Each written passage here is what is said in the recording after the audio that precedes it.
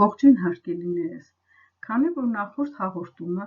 ավոկադոյի օգտակար հատկությունների մասին էր, այսօր ես որոշեցի ձեզ ներկայացնել ավոկադոյով պատրաստված շատ տարածված գուակամոլի պատրաստման եղանակը և բաղադրատոմսը, որը շատ համեղ է և շատ առողջարար։ Այսպիսով,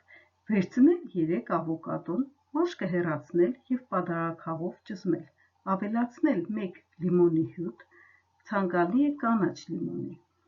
վերցնել 1 լոլիկ, լվանալ եռացրած ջրով, որպեսզի մաշկը հեշտությամբ հեռացնենք, հետո կտրատենք փոքր կտորներով, վերցնել 1 փոքրիկ կծու կարմիր պղպեղ, մանրացնել, կես կապ համեմը լավ լվանալ, մանր կտրատել, վերցնել 1 գլուխ կարմիր սող, նորից մանր կտրատել և այս ամենը խառնել, հետևակի հարել, ստացվում է շատ համեղ խույս, աղ և պղպեղը ցանել ըստ ճաշակի, և ձեր գուակամոլը պատրաստ կլինի։ Եթե օգտագործում եք մի քանի օրվա ընթացքում, անպայման պահեք սառնարանում։ Բարի ախորժակ, սիրելիներս։ Խնդրում եմ,